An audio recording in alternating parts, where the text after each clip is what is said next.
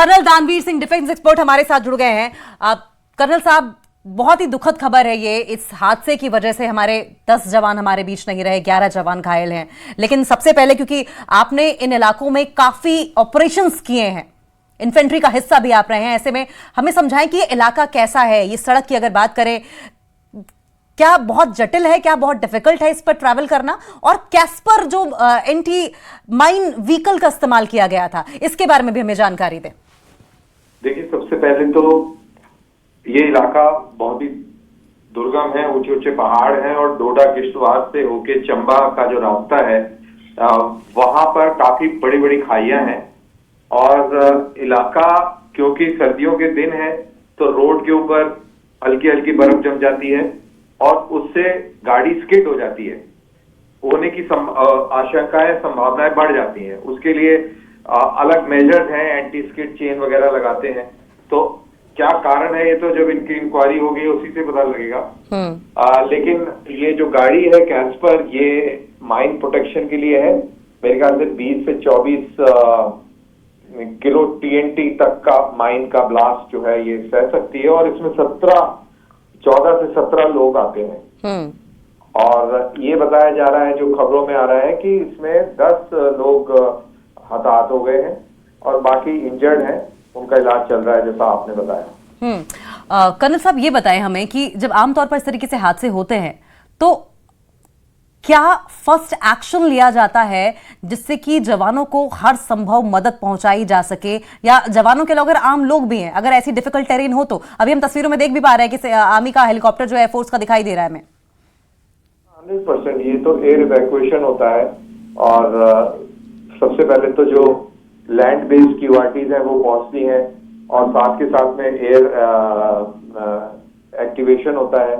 और फिर जो घायल लोग हैं उनको वहां से निकालकर और बेस हॉस्पिटल लेके जाया जाएगा। और अगर स्थिति ज्यादा गंभीर है तो command hospital RR hospital Delhi भी लेके आया जाएगा।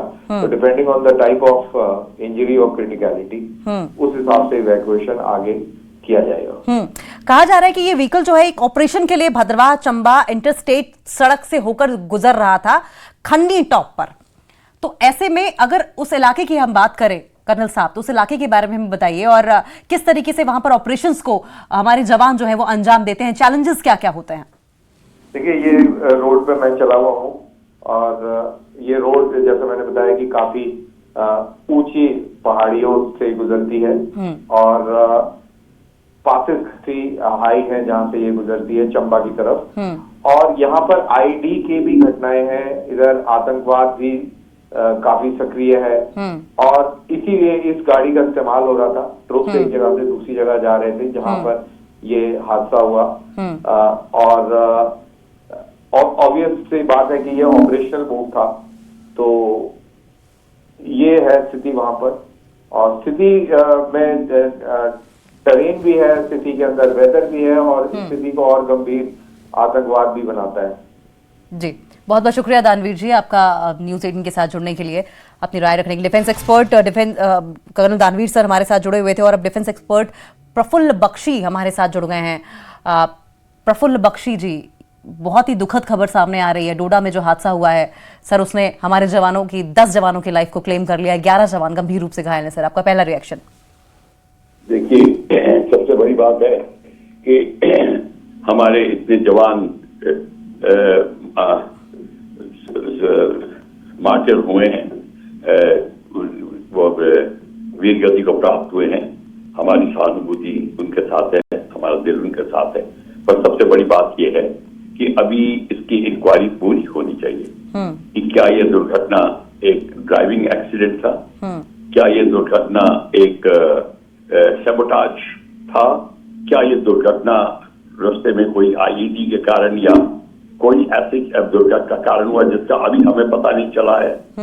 क्योंकि सुनने में आया है और जो हमको खबर आ रही है कि उस दुर्घटना के स्थान पे लोग पहुंच गए हैं, चेक कर रहे हैं, नीचे तक जाके देख रहे हैं घाटी में जाके, पर का कारण क्या है ये अभी पता नहीं चला है।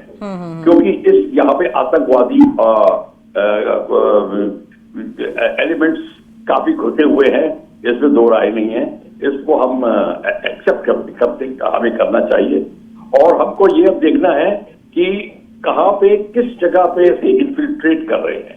अगर आतंकवादी हैं, अगर आतंकवादियों का सवाल है तो कहाँ से इन्फिल्ट्रेट कर रहे हैं। अब हमको उस जगह पे जाके डिस्ट्रॉय करके उसको ऑक्यूपाई करना है उस जगह को। अगर ये आतंकवादी का किस्सा है, अगर ये नॉर्मल सेफ्टी का कारण है, ड्राइविंग सेफ्टी की बात है, तो उसमें चेक करना होगा। और वहां पे भी सबटाज हो सकता है। क्या ब्रेक्स के साथ में क्या खिलवाड़ किया गया था, या किसी ऐसी चीज से खिलवाड़ किया गया था जो फेल हो सकती है ड्यूरिंग ड्राइविंग। पहले कई हादसे हो चुके हैं वैसे भी, तो उसकी भी यानी कि बख्शी साहब, यानी कि आप इसमें क्या साजिश का एलिमेंट भी जोड़ रहे हैं? कह रहे हैं कि साजिश भी हो सकती है?